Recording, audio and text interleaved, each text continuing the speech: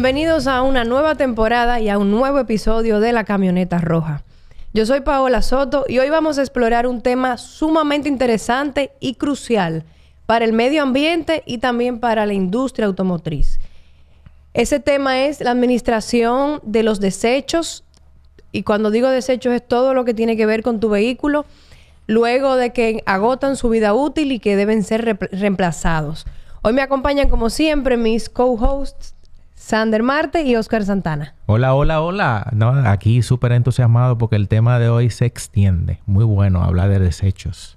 Bueno, esta temporada de La Camioneta arrancó con temas realmente interesantes. Claro. Yo casi que reto a quien me podría decir, quién sabe con exactitud qué se hace con esos elementos de desecho de los autos cuando están en talleres y además también en el final de su vida útil. Así que creo que vamos a tratar unos temas súper interesantes. Sí. Así es, vamos a dar la bienvenida para tratar ese tema a nuestra súper invitada de hoy, que cumpleaños. No va a cumplir año el día que ustedes oigan esto, pero aquí en cabina hoy ella cumpleaños. Ya se le hizo y ya le hicimos su fanfarria. Ella es Marieli Ponciano, directora ejecutiva de Nubi. Hola, bienvenida. Hola, gracias por invitarme. Mucho gusto, gracias ¿verdad? a ti por dedicar un día tan importante en tu vida a venir a tratar este tema con nosotros. Te voy a permitir introducirte. Cuéntanos qué es Nubi para los que no conocen todavía qué es, y háblanos un poquito de cómo surge, qué es Nubi y todo lo que puedas decirnos sobre ello. Nubi, lo primero es, ¿qué significa Nubi? Nubi significa nueva vida para los residuos. Nueva Ustedes vida. están hablando de desechos. Pues nosotros nos gusta utilizar la palabra residuos porque Bien. hay una diferencia entre desecho ¿Cuál es la diferencia? y residuo. Un desecho es algo que tú desechas, no tiene Su palabra lo ningún dice. valor, Claro. es algo que simple y llanamente se desecha. Claro. Un residuo es algo que tú le puedes dar otro uso, o como decimos nosotros, otra Nueva vida, vida. Una segunda vida. a través de un reciclaje, de un tipo de valorización. Entonces nosotros creemos en que hay que poner en marcha acciones en el país para que los diferentes tipos de residuos se puedan aprovechar. Esto es una ONG. Surge iniciativa del sector privado que hace unos años comienza a trabajar los temas de explorar economía circular en el país. Economía circular es volver a aprovechar los Me encanta ese residuos. concepto. Muchas veces. Entonces, se estaba liderando un proyecto por algunas asociaciones empresariales, ARD, Corred, con cooperación internacional de economía circular. Y como todo proyecto, llega a su fin hacia el 2021 y dicen, oye, el tema es tan importante y tan crucial, y hay una ley que se acaba de aprobar, la ley de residuos, aprobada en el 2020, que deciden, vamos a crear una ONG para que el tema se mantenga vigente en el tiempo. Claro. Que no sea un proyecto, que mucha gente dice, Nubia es un proyecto, no, Nubia es una ONG legalmente constituida desde el 2020, hace 4 años, que va a trabajar con crear iniciativas de recuperación de residuos auspiciada por las empresas que están obligadas por la ley de residuos a implementar lo que se llama responsabilidad extendida del productor, importador y comercializador. Qué bien. Wow. Vamos a empezar por Interesante. ahí. ¿Qué es la responsabilidad extendida del productor, comercializador o importador? Me voy a tomar un tiempito porque es algo muy nuevo en eso, pero te quiero explicar. Pero creo que por ahí empieza todo porque Por es muy ahí importante. empieza, Porque claro. a veces creemos que por el simple hecho de yo producir, ya yo estoy obligada. Pero no. Aquí dice productor, importador Y o comercializador. O sea, toda la cadena de valor. Háblanos un poquito de eso. Bueno, te voy a explicar un escenario. Antes de la responsabilidad extendida del productor, ustedes representan una industria que pone en el mercado vehículos, ¿verdad? Correcto. Sí. Entonces, antes de la responsabilidad extendida del productor, ¿cuál era su responsabilidad en cuanto a los residuos? Bueno, residuos que producían en su entorno de trabajo, en la casa matriz, en ese lugar, ustedes darle una gestión correcta a ese residuo. Así es. ¿Los vehículos que ustedes vendían eran su responsabilidad? No. Ninguna. Claro. Del cliente. Claro. Escenario después de la responsabilidad extendida. La ley 225-20 te dice, ahora tú eres responsable de lo que estás poniendo en el mercado y tienes que llevar a cabo iniciativas para recuperar esos residuos. Entonces, tú dices, ¿y cómo yo hago eso? ¿Cómo yo pongo en marcha una iniciativa si ya yo vendí un vehículo, ¿cómo yo hago para recuperarlo? Yo no le voy a caer atrás a la persona que lo compró cuando lo quiera vender o desechar. Entonces, ahí entra lo que significa crear sistema de gestión, que es el segundo objetivo estratégico de Nubi. Promover la economía circular y formar sistema integrado de gestión. Porque se ha visto a nivel internacional históricamente que esto en conjunto es mejor. Es decir, lo puedes hacer individual. La ley te lo permite. Te voy a poner un ejemplo con otra industria que es la que actualmente implementamos, las botellas plásticas de PET, que son las de agua y refresco. Ellos tienen responsabilidad extendida en la ley. Tienen, porque son solamente 7 residuos priorizados hasta ahora. Uno de ellos es envase y embalaje, envases de cualquier tipo. En vez de poner en marcha iniciativas individuales, Coca-Cola uno por su lado, Planeta Azul por su lado, PepsiCo, todos sus refrescos por su lado, Industria San Miguel, que Cola Real por su lado, Agua Cristal, todos ellos conformaron lo que se llama un sistema. En vez de tener no sé cuántas rutas por la calle, entre todos hicieron y organizaron una sola. Y es, digamos, repartir los costos entre todos. Claro. No quiero decir que así es rentable, que aquí sí es costo efectivo, porque es una industria que cuesta mucho. Que eso es uno de los principios de la sostenibilidad. Al final, ¿en qué compiten esas marcas? Compiten en productos, no en recolección de sus residuos. Entonces, se pueden unir para eficientizar costos y operaciones. Y es una forma de, bueno, en el mercado somos competencia, pero en el tema de la sostenibilidad tenemos que sentarnos en una mesa de trabajo y poner en marcha iniciativas para recuperar eso. Entonces, es importante para este tipo de industria entender primero el término de responsabilidad extendida del productor y luego saber y entender que de los 7 productos que están priorizados en la ley, hay 3 que van directamente con ese tipo de industria. Y cito, aceite y lubricante, uno de los 7 productos prioritarios. Baterías y neumáticos. Sí. Que van muy sensible el neumático. con la industria. Entonces, ahora mismo, todo el que importe, porque, ¿verdad? No fabricamos vehículos en el país, pero sí importamos. Importamos neumáticos. Todo el que importe neumáticos, ya sea en un vehículo o como producto, como neumático, ahora tiene que comenzar a pensar, ¿y cómo yo voy a recuperar eso? Claro, en proporción. Medio Ambiente está en un proceso de reglamentar la ley y le va a poner metas de recuperación y le va a decir, bueno, de lo que tú pones en el mercado, tienes que recuperarme un 1%, un 2%. Comienzan siempre bajitas y van aumentando las metas, porque al inicio, tú sabes, bien difícil. Es como, ¿cómo lo voy a hacer? ¿Qué voy a hacer? Hay que abrir puntos o ir a los sitios donde se genera el residuo a buscarla, pero después tú tienes que tener un centro de acopio donde llevar ese residuo. Después ver qué vas a hacer con eso después. Si aquí a nivel local hay una empresa que lo pueda reciclar o si no hay que exportarlo. O sea, es un sinnúmero de cosas que hay que hacer y para eso la industria tiene que prepararse. Sí. De eso que tú mencionas, yo diría que el aceite es el más fácil de recuperar, porque usualmente el usuario del vehículo va a un taller a cambiar el aceite, no lo cambia en su casa. Pero ¿qué sucede a veces con las baterías y las gomas? El concesionario o el taller te cambia la batería y si no la estás cambiando en garantía, porque obviamente si la cambias en garantía tienes que dejar la batería vieja y llevarte la nueva. Si la estás comprando fuera de garantía, hay gente que dice, no, dame mi batería, y se la lleva. Y tú pierdes el control de qué va a hacer ese usuario con la batería de su carro, que pasa lo mismo con las gomas. Claro, y esto abre una caja de Pandora, señores. Definitivamente nosotros estamos importando desechos, me podría yo decir, porque... Residuos. Residuos. Aprendimos eso Residuos. Gracias. Entonces, hablar de la importación importante de gomas usadas, que yo creo que eso es un tema que en algún momento vamos a tener que tocar, me imagino que dentro de la ley.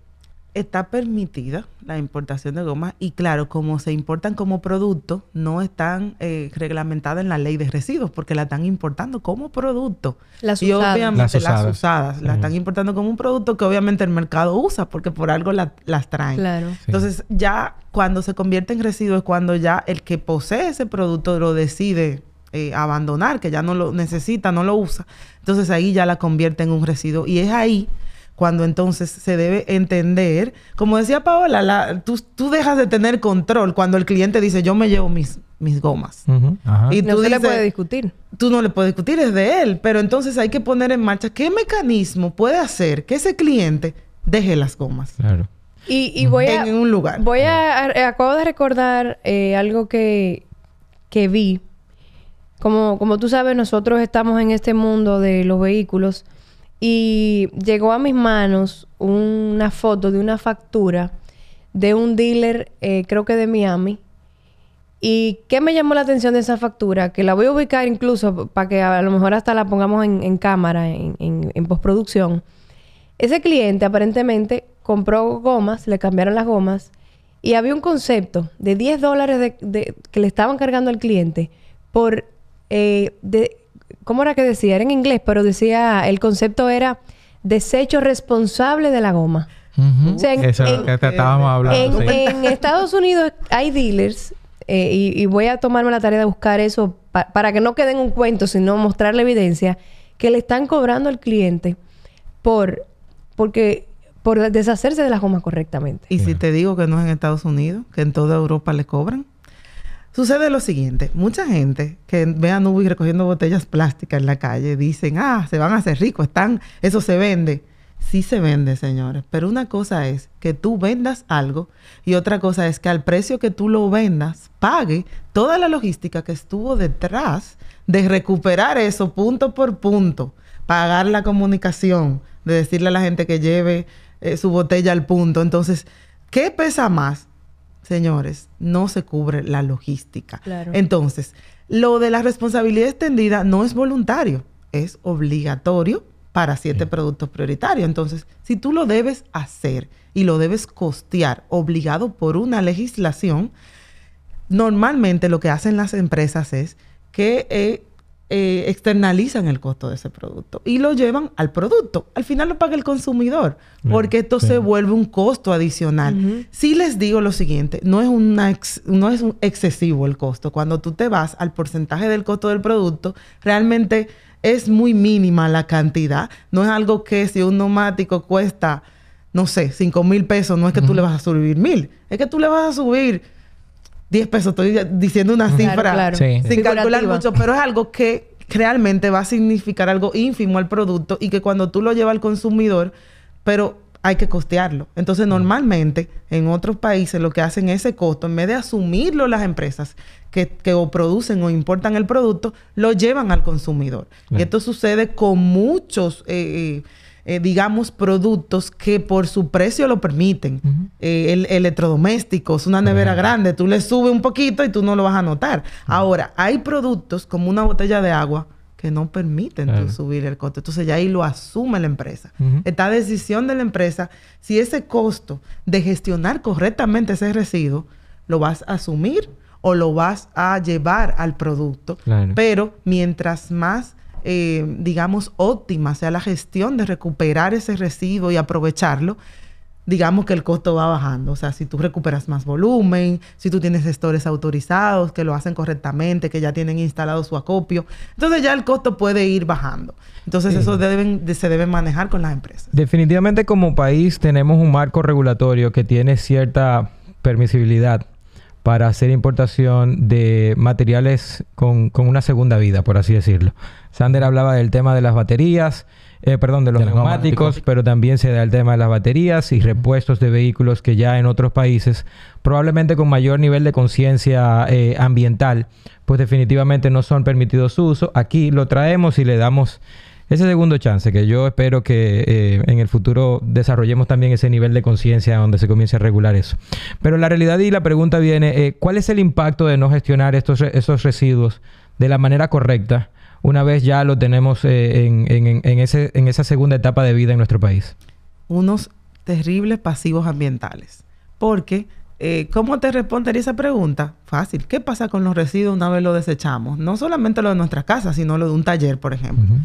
Si van a un vertedero y un aceite que es altamente contaminante, eso te genera una contaminación del suelo, porque los vertederos en nuestro país, aunque se está haciendo un gran trabajo ahora después de la ley y con el fideicomiso que se creó para que sean mejor manejados, tenemos vertederos a cielo abierto, que el suelo no está impermeabilizado, que todo está, que hay incendio, ustedes lo han visto en las noticias. Que las cenizas llegan a la sala de tu casa. Claro. Pero entonces eso afecta al medio ambiente. Tú tienes una contaminación directa del suelo que está en ese lugar que es el vertedero. Tú tienes una contaminación de agua subterránea porque se infiltran los lixiviados, los líquidos, cualquier aceite. Entonces tú contaminas suelo, aire, agua.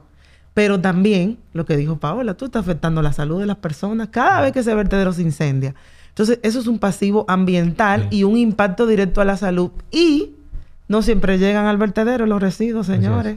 Y lo que llegan a cañadas, al río y por consiguiente al mar.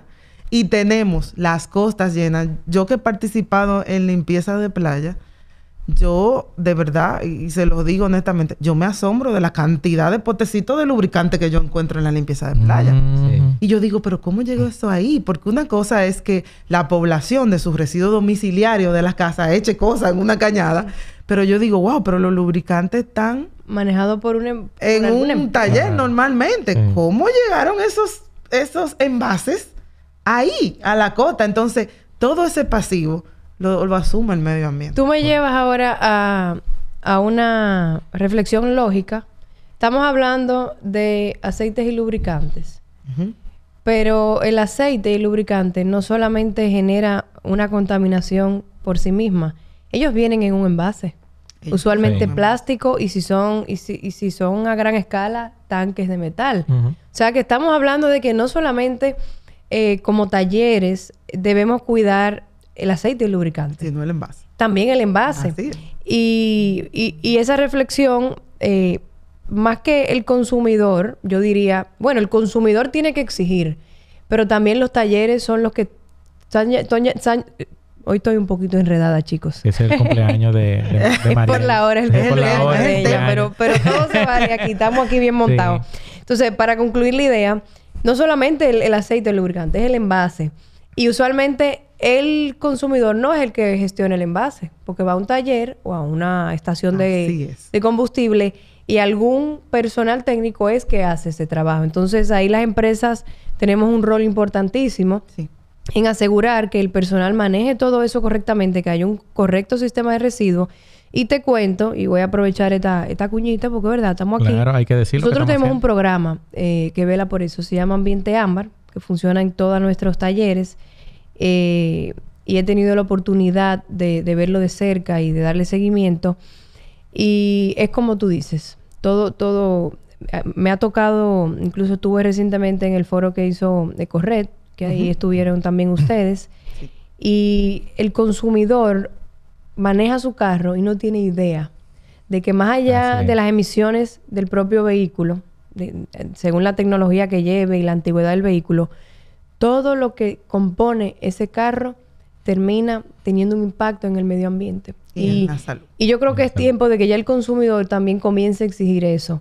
Cada vez que tú vas a un centro de servicio donde no hay estándares o donde no cuidan esto, tú estás indirectamente contribuyendo a que eso no se corrija. Háblame un poquito de eso y qué mensaje tú pudieras aportarle al consumidor para que como país y como consumidores hagamos un poco de conciencia sobre eso. Yo siento que la educación es vital en este tema. Nosotros necesitamos educar a la población y mucho más a los niños, en la población, la generación que viene subiendo. Correcto. Que ahora está bien expuesta a estos temas, porque antes no lo veíamos como de manera en las materias y ahora tú vas a una currícula de un niño de tercero, cuarto de primaria y ya le hablan de separación, ya le hablan de residuos y de todo esto. Pero es evitar la educación, porque a nivel de que la población no tenga conciencia, no va a exigir nada. Entonces, necesitamos que entiendan que todo esto lo estamos... Por ejemplo, una acción de separación en la fuente, que es una de las acciones que tiene la ley de residuos, que no se ha implementado aún. Es de lo más difícil, porque hay que romper una cultura y una disciplina. Es difícil, es cambiarle un hábito a la población que tiene toda la vida tirando todo en una funda. Y que ahora le vamos a decir, no, ahora tienen que separar en 2 grupos, en 3, no sé, lo que disponga el ministerio. Pero entonces, necesitamos romper ese mal hábito que tenemos y que la gente entienda. La verdad es que nosotros, que todavía estamos en lo que es plástico y que ya vamos a incursionar en otros residuos, que lo estamos haciendo ya, vemos como a lo largo de los años tenemos varios puntos de separación, pero si la gente no se educa en llevar lo que genera esos puntos, de nada sirve. Entonces, hay un rol que debe jugar la industria, ¿verdad? La industria tiene la responsabilidad extendida del productor. Tiene que poner en mano ¿Qué puede hacer la industria? Hablar con los talleres, dejarle algunos contenedores especiales para ese tipo de envase y decirle a alguien te lo va a retirar. Porque ellos van a decir, ¿para qué los separo si van a estar todos ligados? Entonces, una vez se resuelve esa logística como responsabilidad extendida, ya es labor del taller, de los que trabajan en ese taller, hacer eso. Pero tú no puedes pensar que lo van a hacer si tú no le das una acción de educación o capacitación. Nosotros, donde quiera que haya un punto NUBI, damos charla para decirle a la gente, oigan, ¿por qué estamos haciendo esa separación? Incluso me voy más lejos. En el caso de los talleres, a la hora de tú construir la infraestructura de ese taller, tú tienes que considerar ese tipo de cosas. Una trampa de grasa. El aceite que se maneja en un taller no es en un potecito que lo echan. Correcto. Es un sistema de bombeo. Así es. Yo te puedo decir, por ejemplo, que todos los talleres de nosotros tienen ese sistema que te bombea el aceite y así mismo tú lo recolectas y lo vas acopiando en unos tanques que luego un gestor autorizado pues se lo lleva y vamos a decir, entra en la etapa de la nueva vida. Hay calderas donde se queme ese aceite, se genera energía térmica, etcétera, etcétera. Otro mundo. Pero esa es la idea también. El concepto de mi basura es tu materia prima. Eso funciona en muchas industrias. Eso tal cual es la definición de economía circular. Es convertir un residuo en materia prima. Obviamente hay un proceso de acondicionarlo, de reciclarlo, de valorizarlo. Claro. Pero eso vuelve al ciclo productivo y por eso es un círculo cerrado, porque vuelve otra vez a la producción cuando se convierte en una materia prima, ¿no? Imaginando la respuesta, veo ya la emoción de Oscar. ¿Cuál es el residuo más complicado de transformar en nuevos usos? En el mundo automotriz, específicamente, ¿cuál tú dirías? El mismo que no está regulado todavía, pero lo que son los vehículos fuera de uso. ¿Qué lo hace difícil? La cantidad de materiales diferentes que tiene. Ahora mismo no son un residuo que está priorizado, pero otro ejemplo, hay un residuo que sí está priorizado, aparatos eléctricos y electrónicos. Por ejemplo. ¿Por qué es diferente? ¿Por qué es difícil gestionar una laptop, un celular? Porque tiene no sé cuántos materiales en un solo producto. Claro. Porque ¿qué tú encuentras en un neumático? Son dos materiales, ¿verdad? El metal, el aro. Y se separan fácilmente. La cantidad de componentes tóxicos que tiene. Cuando tú te vas a un producto que tiene demasiados materiales diferentes, ahí entra una etapa que antes de tú reciclarlo, tú tienes que separar todos esos materiales. Claro. Porque el reciclaje no es que tú reciclas vidrio con plástico, ni metal con cartón. Es que cada cosa va aparte. El cartón se recicla con el cartón. El plástico no es que se recicla con el plástico, que hay 7 tipos de plástico diferentes.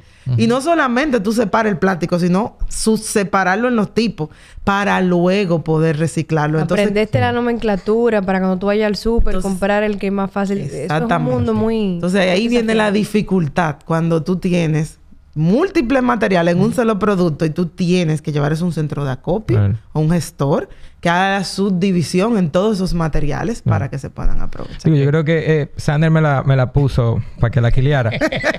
Y hay un tema súper interesante al que nosotros en cada oportunidad que tenemos para abordarlo, pues lo hacemos de la manera más responsable posible y con la intención de edificar. Y es muy oportuno el hecho de que estemos tratando este tema en este episodio, porque en República Dominicana hay una, por así decir, la rara conciencia de lo que es el impacto en medio ambiente. Y hemos visto cómo ha proliferado de manera exponencial la importación de vehículos con tecnología de propulsión de tecnología alternativa como vehículos eléctricos. Y que son vehículos que ya llegan con una avanzada utilización en otros países donde ya por definición y utilización no es posible su circulación, y aquí los recibimos para darle esa segunda oportunidad.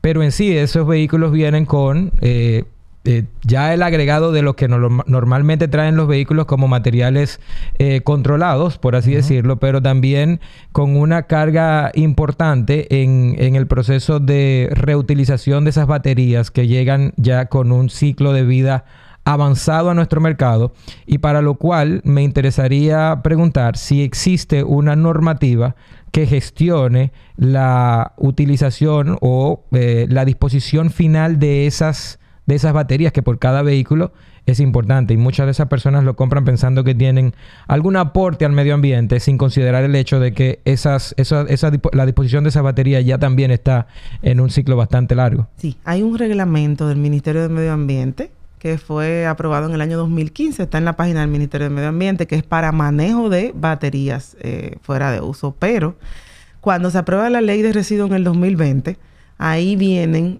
digamos que disposiciones adicionales a ese reglamento. Ejemplo, en ese reglamento no estaba el tema de la responsabilidad extendida del productor. Sí estaba entregárselo a un gestor autorizado. Habían ciertas cosas que te dictaban como qué camino o directrices para poder manejar adecuadamente ese residuo.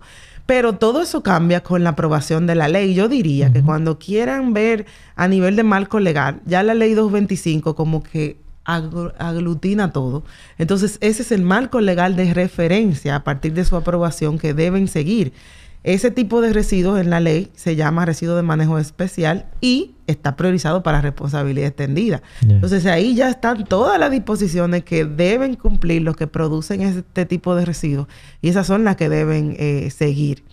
Ahí vamos a tener un reto interesante, porque en este mercado se da el hecho de que yo como Paola Soto puedo traer de Estados Unidos un carro que no importó el concesionario. No, que no tiene representación. Y no tiene representación. Y entonces, ¿de quién es esa responsabilidad extendida ahí? Si lo importaste tú, es tuya. Pero imagínate tú, te van a dar seguimiento a ti de un vehículo que trajiste. Correcto. En un año y después... Y que después lo vendiste.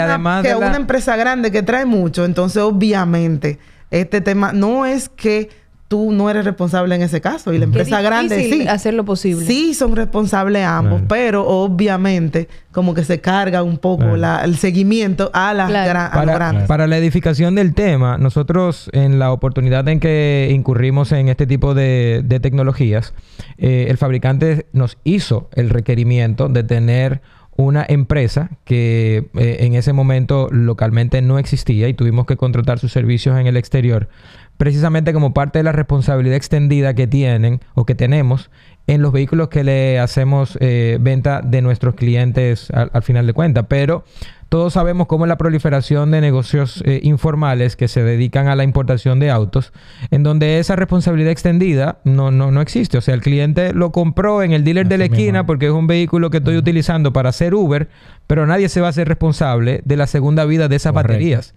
Y podríamos considerar que, al igual que el aceite o los neumáticos, también son componentes altamente contaminantes si no se tratan correctamente.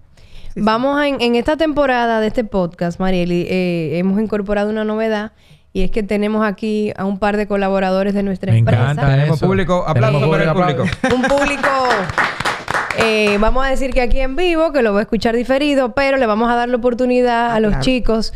Tenemos con nosotros a nuestro compañero José Peña y a Joan Montero, que nos colaboran allá en Santo Domingo Motors, y vamos a darle la oportunidad de que te hagan a ti unas preguntas sobre el tema. Adelante. ¿Cómo concientizamos o orientamos a los talleres para darle una segunda vida a los residuos que les quedan? Sí. Mira, yo diría que antes de concientizar hay que primero armar una logística de recuperación.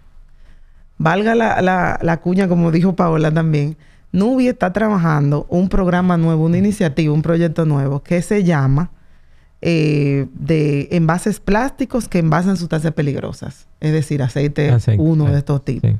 Y por ahí, a través de cooperación, se le va a dar algún apoyo en lo que es formar un sistema. Yo creo en que hay que educar cuando tú tienes ya la solución de cómo vas a separar y quién se lo va a retirar. Cuando yo voy a una escuela a poner un punto Nubi, hasta que yo no tengo el punto puesto, yo no doy la charla. Okay. Entonces, primero hay que hacer una logística y luego concientizar esos talleres. ¿Cómo se concientiza esos talleres?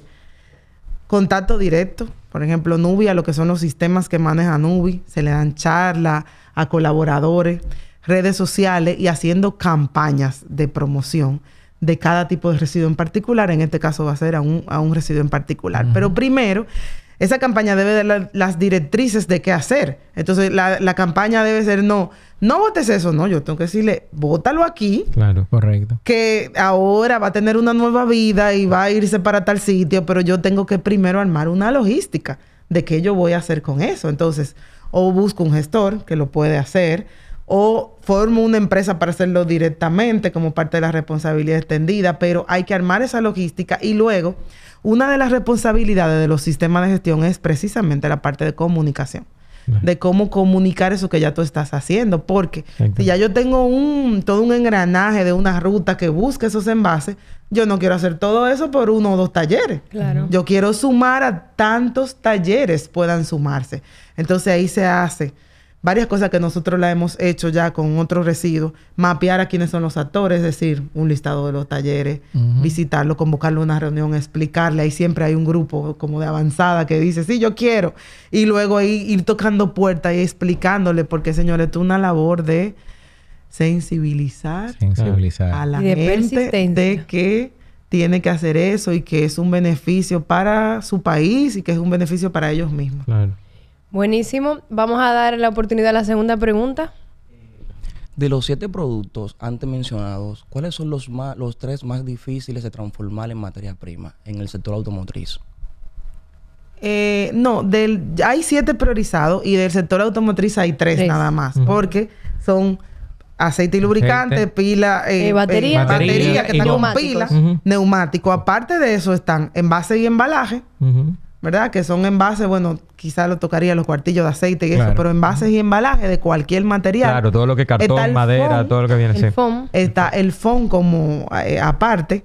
Y también está los residuos de aparatos eléctricos y electrónicos. Que te cuento que, a excepción del foam, todos esos residuos forman parte del ecosistema del sector automotriz, porque estamos hablando de lo que el cliente tiene en sus manos, un carro con lubricante, con batería y unas gomas. Pero los repuestos llegan en embalajes, en cajas, en madera.